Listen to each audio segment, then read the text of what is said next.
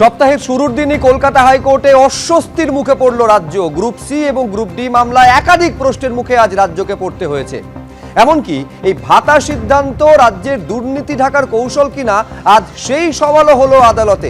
এরই পাশাপাশি আজ নজরে থাকবে বোলপুর। এই মুহূর্তে অনুব্রত মণ্ডলকে নিশানা করে তার গ্রেফতারি চেয়ে নারী সম্মান যাত্রা করছে বিজেপি, যার নেতৃত্বে রয়েছেন শুভেন্দু অধিকারী। এবং অবশ্যই নজরে থাকবে ডোমজুড়ে পর্নোগ্রাফি কাণ্ডে এখনো পর্যন্ত খোঁজ নেই অভিযুক্ত শ্বেতা খান এবং তার ছেলে আরিয়ান খানের। আমরা এই বিষয়ে আসবো, কিন্তু শুরুতে আজকের গুরুত্বপূর্ণ কয়েকটা দিক। কেষ্টগড়ে বিজেপির হাতিয়ার কেষ্ট কথা। বোলপুরে নারী সম্মান যাত্রা করছেন শুভেন্দু অধিকারী। রাজ্য জুড়ে এই কর্মসূচি করা হবে। বোলপুর থেকে আজ যার সূচনা হলো। নারী বিদ্বেষী বিজেপি, ওরা মুখ্যমন্ত্রীকে অপমান করে, পাল্টা বলছেন তৃণমূলের নেত্রী শশী পাজা। সরাসরি বিজেপিকে ক্ষমা চাইতে হবে পর্যন্ত এই কথা বলেছেন তিনি। টাকার অঙ্ক কিসের ভিত্তিতে স্থির করলেন? গ্রুপ সি গ্রুপ ডির ভাতা মামলায় আদালতে প্রশ্নের মুখে পড়েছে আজ। ইয়ার্ডস্টিকটা কি, মাপকাঠিটা কি, এই অঙ্ক নির্ধারণ করা হলো কিসের ভিত্তিতে? প্রশ্ন তুলেছেন মহামান্য বিচারপতি। ওরা ঘরে বসে টাকা পাবেন, প্রতিদানে রাজ্য কি পাবে? প্রশ্ন তুলেছেন মহামান্য বিচারপতি অমৃতা সিনহা। পাশাপাশি এই প্রশ্নও তিনি তুলেছেন যে এর আগে কখনো এই ধরনের আর্থিক সাহায্য বা ভাতার ঘোষণা রাজ্যের তরফে করা হয়েছে কি? পর্নোগ্রাফি কাণ্ডে অভিযুক্ত শ্বেতার আরও কীর্তি ফাঁস। এবার বিস্ফোরক প্রাক্তন স্বামী। আমি এই আলোচনায় আপনাদের সামনে রাখবো তার প্রাক্তন স্বামী এই শ্বেতা খান ওরফে ফুলটুসির বিরুদ্ধে ঠিক কি অভিযোগ সামনে এনেছেন। এবং নজরে থাকবে মধুচন্দ্রিমায় গিয়ে সুপারি কিলার দিয়ে স্বামীকে খুন করার ঘটনা। উত্তরপ্রদেশ থেকে গ্রেফতার হয়েছে নববধূ। এখন প্রশ্ন হচ্ছে, সুপারি কিলার দিয়ে খুন করার ঘটনা কি পূর্ব পরিকল্পিত? আগে থেকে কি পুরো প্ল্যানিংটা করা ছিল? এ নিয়েও আলোচনা চলবে। কিন্তু এই মুহূর্তে যে ছবিটা আপনাদের সামনে রাখবো, এটা বোলপুরের ছবি। এখান থেকে শুরু করলেন শুভেন্দু অধিকারীর নেতৃত্বে বিজেপির নারী সম্মান যাত্রা। আইসিকে, বোলপুর থানার আইসিকে যে কদর্য ভাষায় হুমকি দিয়েছিলেন শুভেন্দু অধিকারী, তারপরেও ধরা ছোঁয়ার বাইরে কেষ্ট প্রতিবাদে কেষ্ট করে শুভেন্দু অধিকারী নেতৃত্বে বিজেপির নারী সম্মান যাত্রা। দুটো ছবি পাশাপাশি আপনাদের সামনে রাখবো। যখন অনুব্রত মণ্ডল, যখন নারী সম্মান যাত্রা শুরু হচ্ছে, কিছুক্ষণ আগে অনুব্রত মণ্ডল তিনি দলীয় কার্যালয়ে পৌঁছেছেন এবং তার পাশে দেখতে পাচ্ছেন বোলপুরে বিজেপি নারী সম্মান যাত্রা, যেখানে জগন্নাথ চট্টোপাধ্যায় থেকে শুরু করে শুভেন্দু অধিকারী নেতৃত্বে বিজেপির একাধিক নেতারা তারা উপস্থিত রয়েছেন। সরাসরি এই কর্মসূচি থেকে গ্রেফতারির ডাক দিয়েছেন। কি বলছেন শুভেন্দু অধিকারী? আমাদের লন্ডন প্রেসিডেন্ট কাঞ্চন ঘোষ আছেন, 21 সালে মার খেয়েছিল, রাত্রিবেলা আমাকে ফোন করেছিল। আমি হয়তো ওকে মার খাওয়া আটকাতে পারিনি, কিন্তু ওর রক্তটা পোছানোর কাজ করেছিলাম বা চেষ্টা করেছিলাম। আপনাদেরকে আমি ধন্যবাদ জানাবো যে অনেকদিন পরে বোলপুরে একটা জনতার গর্জন আপনারা দিলেন। আমি শুধু জনতার গর্জন বলবো না, এটা রাষ্ট্রবাদীদের গর্জন, এটা দেশপ্রেমিকদের গর্জন, এটা সনাতনীদের গর্জন, এটা মূলবাসী আদিবাসীদের গর্জন। এবং এমন একটা দিনে গর্জন দিলেন যেদিন ক্রান্তি নায়ক ভগবান বিরসা মুন্ডার আজকে প্রয়াণ দিবস। আমরা তাকে প্রণাম জানাই, জোহার জানাই। আজকে এই কর্মসূচির আহ্বায়ক, ব্যবস্থাপক, আমাদের পরীক্ষিত নেতা, বর্ষিয়ান নেতা শ্যামাপদ মণ্ডল মহোদয়,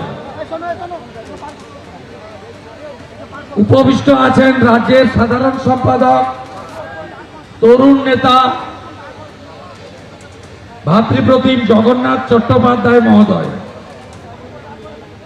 সর্বভারতীয় যুব মোর্চার ভাইস প্রেসিডেন্ট দুবরাজপুরের এমএলএ অনুপ সাহা মহোদয়, কিষাণ মোর্চার রাজ্যের সভাপতি মান্যবর মহাদেব সরকার মহোদয়, আমাদের অত্যন্ত প্রিয় নেতা বীরভূম সাংগঠনিক জেলার সভাপতি ধ্রুব সাহা মহোদয়।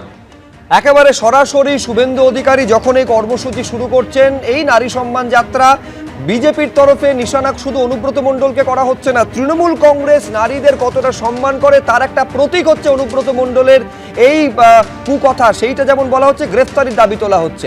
কি বলা হলো বিজেপির তরফে, রাখবো আপনাদের সামনে। গোটা বীরভূম, বোলপুর শহর, বোলপুর গ্রাম, লাভপুর, নানুর, ময়ূরেশ্বর, মঙ্গলকোট, কেতুগ্রাম, আউসগ্রাম, সবাই রাস্তায়, হাজার হাজার মা বোন, তফসিলি জাতি, উপজাতি, কোনো বাড়িতে লোক নেই, সব রাস্তা। আপনি মিছিলে শুরু আর শেষ দেখাতে পারবেন না। এই জনতার গর্জন প্রমাণ করা দিচ্ছে মমতার ঘনিষ্ঠ অনুব্রত যা বলেছে তা আইসি বোলপুরের স্ত্রী মা শুধু নয়, গোটা বাংলার মহিলাদের মর্যাদায় আঘাত লেগেছে। আমি এখানে অনির্বাণ বন্দ্যোপাধ্যায়ের কাছে শুরুতেই আসতে চাইবো। মূল প্রশ্নটা হচ্ছে অনির্বাণদা, এইখানে যে তৃণমূল কংগ্রেস নারী সম্মানে বিজেপিকে কতটা তারা খারাপ, কতটা নারী বিদ্বেষী একটা দল বিজেপি, এই বলে যদি এমনকি 2021-এ স্লোগান ছিল যে বাংলা নিজের মেয়েকেই চায়, সেইখানে সোজাসুজি মহিলাদের একটা বড় ভোট ব্যাংক তৃণমূলের অনুকূলে বছরের পর বছর গেছে, সেইখানে নারীর সম্মানটা এই রাজ্যে এই শাসকের আমলে ভুলুণ্ঠিত হয়েছে, তার প্রতিবাদ বিজেপি করছে। অর্থাৎ কোথাও না কোথাও তৃণমূলের মহিলা ভোট ব্যাংকে থাবা বসানোর একটা প্রচেষ্টা এই কৌশল থেকে অনেকে দেখছেন।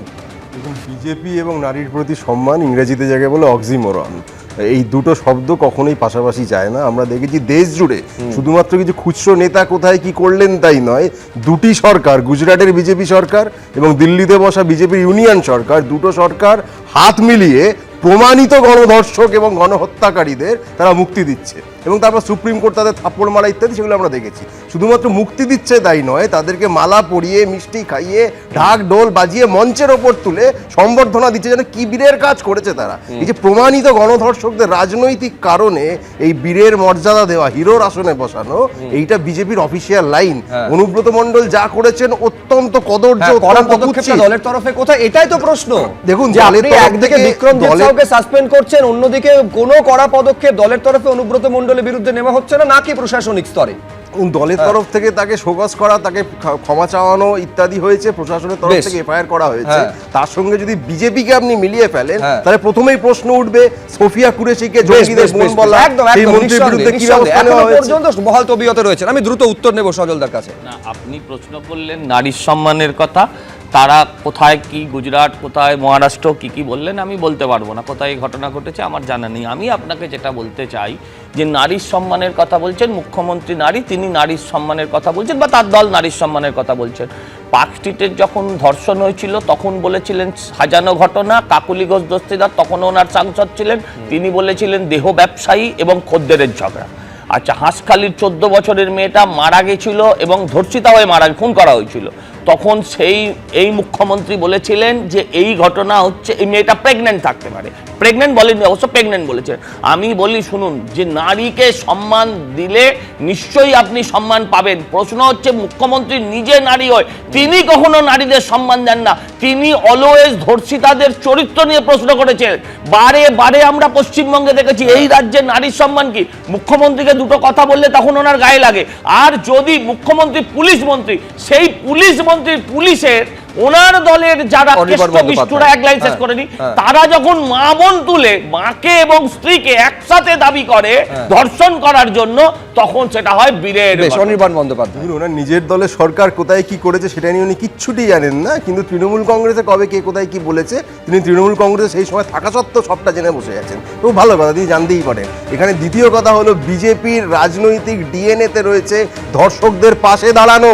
একাধিক ঘটনা, সে কাটুয়া হোক, হাতরাস হোক আর গোদারা হোক, তারা ধর্ষকদের পক্ষে দাঁড়িয়ে মূল বিষয়টা হচ্ছে তৃণমূল কংগ্রেস এইটা করে না, এটা তো প্রতিষ্ঠা করতে পারতো। এইটা একটা কড়া উদাহরণ দিয়ে যে দল থেকে একটা কড়া ব্যবস্থা নেওয়া হতো। দ্রুত প্রথম কথা হচ্ছে, কেষ্টকে কোনো রকম শোকজ করা হয়নি, শুধু ক্ষমা চাইতে বলা হয়েছিল, সে 2 লাইনের একটা ক্ষমা চেয়েছে এবং সে ক্ষমাও যে কিরাম করে চেয়েছে সেটাও আপনারা দেখেছেন পরবর্তীকালে। আপনি বলুন তো দেখি, আপনি স্ত্রীকে, পুত্র, স্বামীকে, স্ত্রীকে একসাথে আমি কৌস্তব চট্টোপাধ্যায়ের কাছে আসবো। আমি বলছি মূল প্রশ্ন দল তার পাশে আছে নাকি নেই। যখন প্লিজ আমি দুজনকে থামালাম, এখনো প্রস্তাব বলার সুযোগ পাননি। আমি বলছি মূল প্রশ্নটা এইখানে তৈরি হয় যখন কুণাল ঘোষ এই কথা বলেন যে অনুব্রত মণ্ডলের নাম শুনলে বিরোধীদের প্যানিক অ্যাটাক হয়ে যায়। তার মানে এইখানে তো বার্তাটা পৌঁছে যে আদব দল তার মানে পাশে আছে। কেষ্টমণ্ডলের?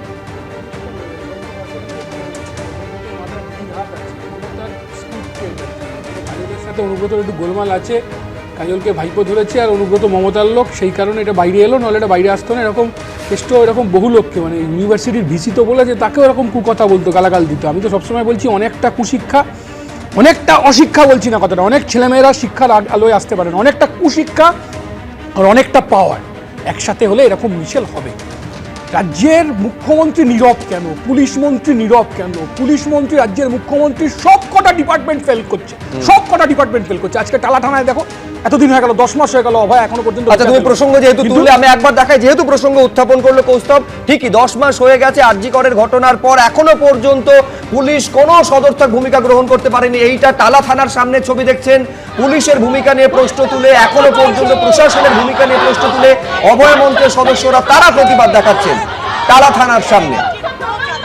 উজ্জ্বল মুখোপাধ্যায় আমাদের প্রতিনিধি, সেই ছবিটা আরো বিস্তারিতভাবে তুলে ধরতে পারবেন। উজ্জ্বল, দেখো, এই মুহূর্তে টালা থানার সামনে বিক্ষোভ দেখাচ্ছেন অভয়া মঞ্চের যারা সদস্য তারা। আমরা দেখতে পাচ্ছি যে বিভিন্ন চিকিৎসক থেকে শুরু করে বিভিন্ন পেশার সঙ্গে যারা যুক্ত তারা টালা থানার সামনে এসেছেন এবং এখানে দাঁড়িয়ে তারা স্লোগান দিচ্ছেন, পুলিশের বিরুদ্ধে স্লোগান দিচ্ছেন। 10 মাস আজকে পূর্ণ হলো, কিন্তু এখনো পর্যন্ত কেন নির্যাতিতার পরিবার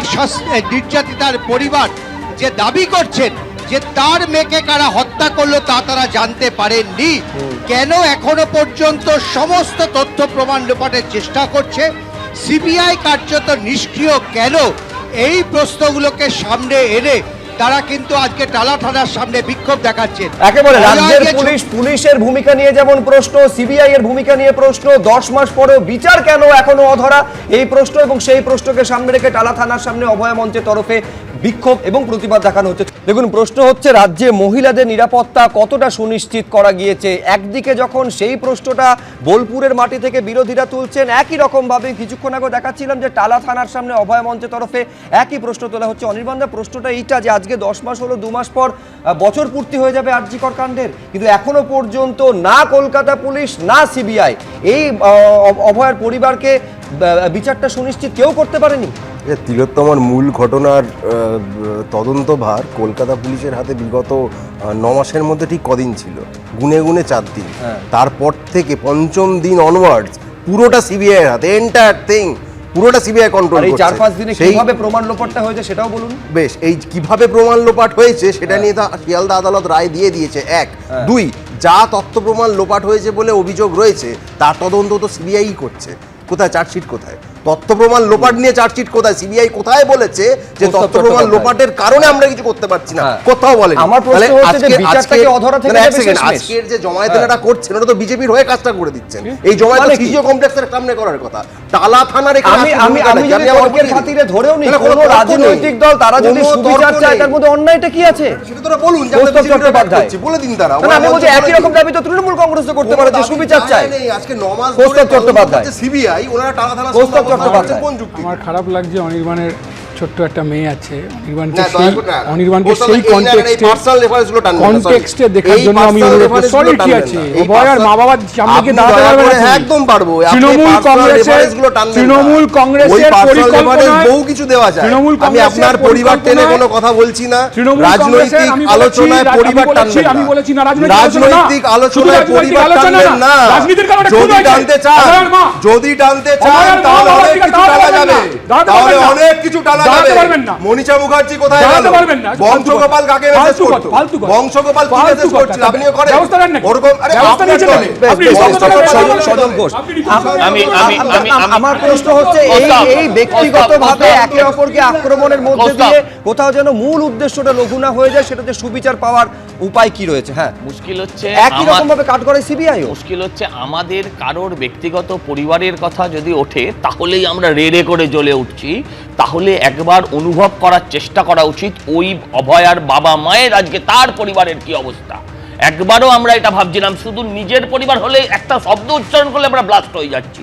আমি সব পরিবারের প্রতি সম্মান রেখে বলছি, আমি সিবিআই এর ব্যর্থতায় আমি কখনোই পর্দা ঢালতে চাই না, কিন্তু এটা তো ঠিক সিবিআই আসার আগে 4 দিনে মুখ্যমন্ত্রী বেড়াল মারার যা মারার সব মেরে দিয়েছে। আরে আমার CBI বক্তব্য হচ্ছে চার্জশিট একজন ভাই, এক মিনিট, এক মিনিট। তাহলে আমি বলি, CBI চালা চার্জশিটে থানার ভূমিকা কি? সুবিচার পাওয়ার রাস্তাটা কত দ্রুত লক্ষ্যে পৌঁছানো যায়। আমার একটা ছোট্ট বিরতিতে যেতেই হবে সজলদা। বিরতির পর আমার নিঃসন্দেহে আলোচনার আরেকটা দিক অত্যন্ত গুরুত্বপূর্ণ, সেটা হচ্ছে যেরকমভাবে হাওড়ার ডোমজুড়ে এখনো পর্যন্ত মূল অভিযুক্তের কোনো খোঁজ পাওয়া যায়নি, তার মধ্যে আরও কিছু তথ্য সামনে এসেছে, দেখাবো ফিরে এসে।